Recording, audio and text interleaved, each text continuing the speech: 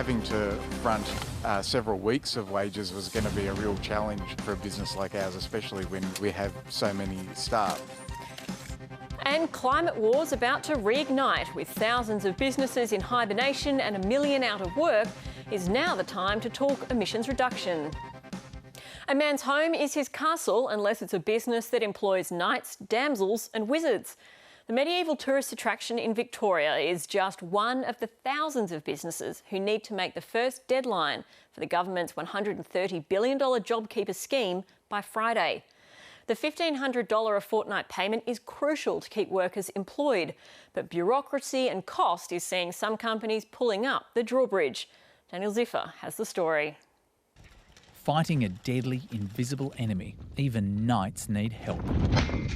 It was like one of those things that sounded, almost too good to be true. Philip Leach raised his castle's drawbridge to stop the spread of coronavirus. At this theme park, knights, peasants, even a wizard are going on the government's JobKeeper wage subsidy scheme to keep the kingdom alive. We were trying not to get too excited, but it did look like it could be the difference between Crowell Castle staying a viable business or maybe perhaps closing its doors for a longer term. The subsidy gives eligible businesses up to $1,500 a fortnight per employee. The money must be passed on. It keeps employees linked to a business and off unemployment queues. Almost 750,000 businesses, covering almost 5 million employees, have signed up for the massive scheme. But that's lower than the number that expressed interest. A key sticking point is that people working multiple jobs, including casuals with less than a year's tenure, are excluded.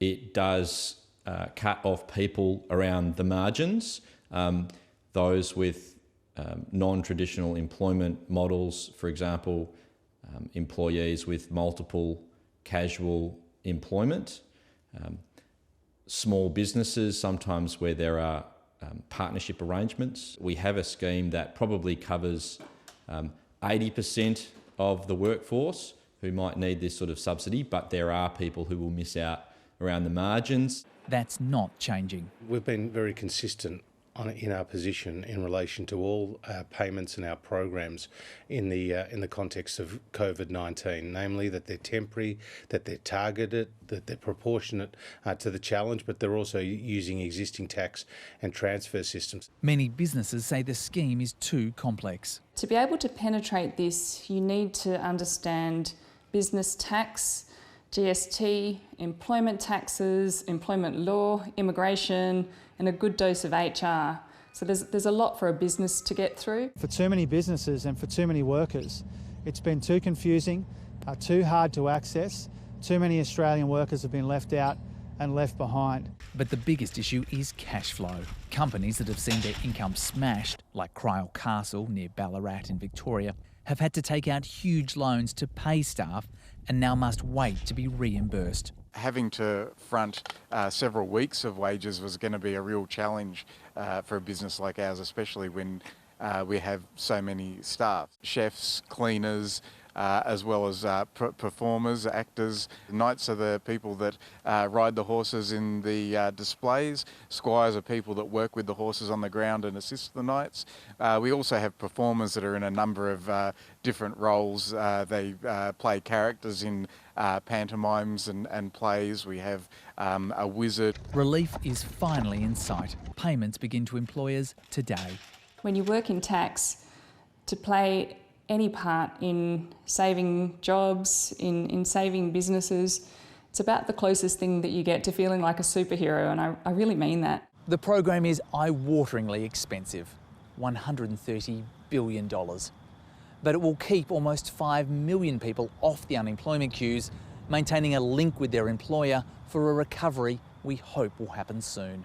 An economy looking for heroes wherever it can find them. Dan Ziffer there. The Australian government has led the world in dealing with the COVID-19 crisis, but now focus is shifting to the economic recovery.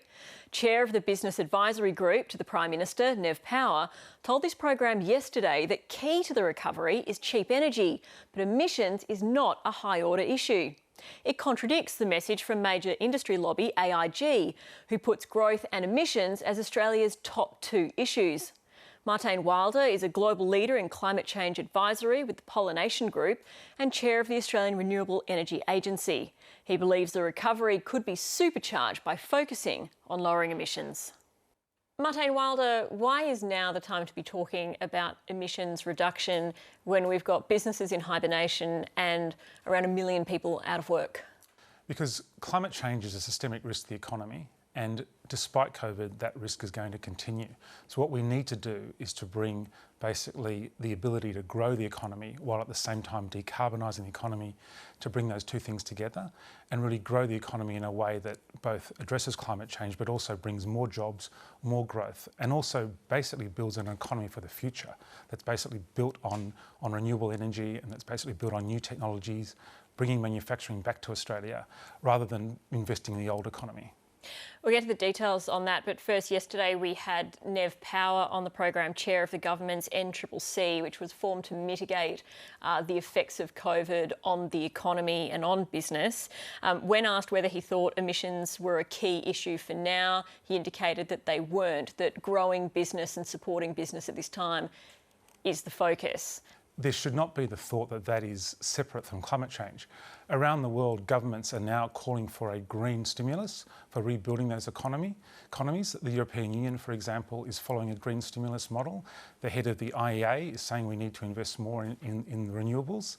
The head of the IMF has been calling for the need for green stimulus. What does green stimulus look like in Australia?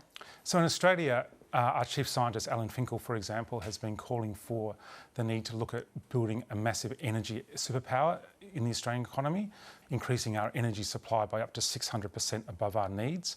With that energy, we then have the ability to basically power a huge new manufacturing sector, to basically decarbonising a lot of our industry, aluminium, steel, cement, and to also export that renewable energy that we produce, such as hydrogen, into the world and produce a huge export economy for Australia. So this is a huge opportunity to basically reboot the economy. But what does that cost?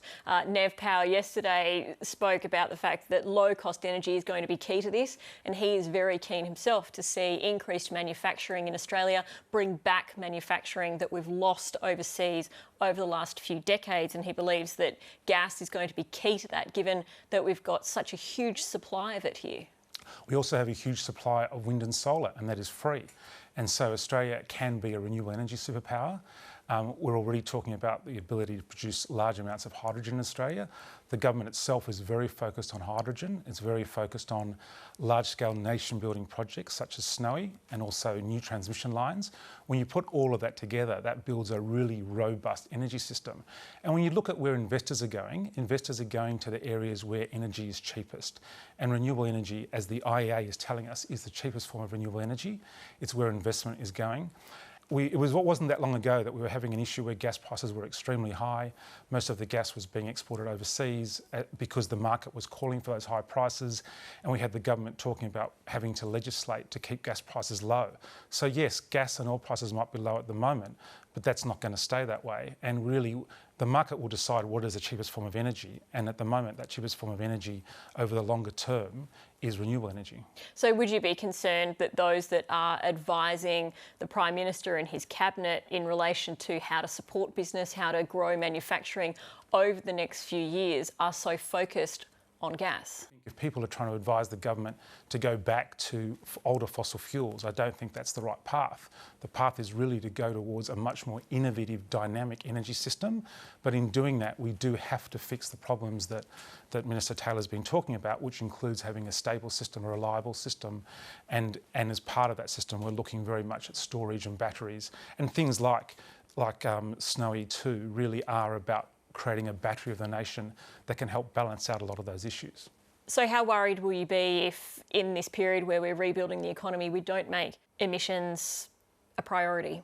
Yeah, I'll be very worried if we don't. I think this is a phenomenal opportunity to address two issues at once, which is both decarbonising the economy, and that is a long-term game which we're working on, but also to do so in a way that creates a large amounts of jobs, creates an energy superpower for us, that makes Australia an energy superpower and allows us to use that energy to basically reboost our manufacturing sectors. So I think this is, I think the other challenge that we have is that many other governments around the world are doing that.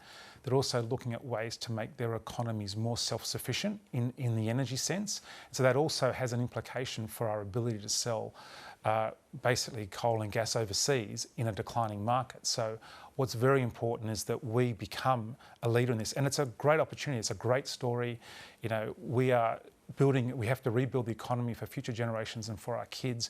We need to build an economy that's robust and long-term, and that we're not investing in assets that right today might seem good and create jobs, but in a year's time are basically stranded assets. Martijn Wilder, thank you so much for your time. Thank you.